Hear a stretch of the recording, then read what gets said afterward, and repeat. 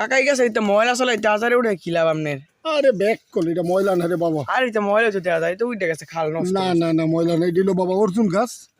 এই অর্জুন গাছটা ঘাস তো চিনলাম কিন্তু এটা তো ময়লা দেখা যায়। ময়লা না ময়লা না ময়লা না ময়লা না গাছের খাল ময়লা না কাকা। এই যে তোমার এই শুকনো ফাউটারটা, এটার উপরে যে চোকলাটা, এই চোকলাটা তুমি নিবা লোয়ার পরে। আরো আছে দেখা যায়।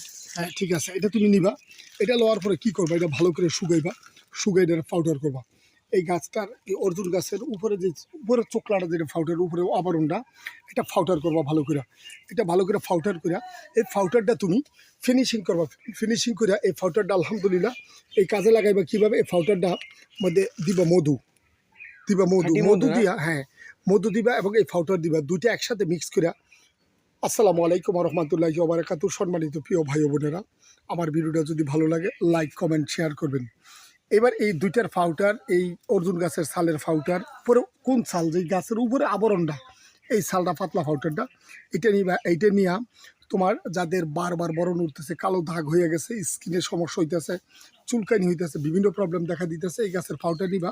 ফাউটার একসাথে এর সাথে খাঁটি মধু দিবা, দুইটা একসাথে ফিনিশিং করে রাত্রে ঘুমানোর আগে ভালো করে এই পরিষ্কার করে ধুইবা মুখটা। ধোয়ার পরে মুখের মধ্যে লেইফে দিবা, ইয়ের মতন ক্রিমের মতন ভালো করে লাগায় পরিষ্কার করে দিবা। এই নিয়মে কিছুদিন করে দাও, রাত্রেবেলা বা দিনে ফজরের নামাজের ফজরের নামাজ পড়ে এইভাবে কিছুদিন করো। আল্লাহ রহমত আলহামদুলিল্লাহ, তোমার মুখের কোনো দাগ থাকবে না, স্কিনের সমস্যা থাকবে না, স্কিনে কোনো প্রবলেম থাকবে না, এটা আমার গ্যারান্টি ইনশাআল্লাহ।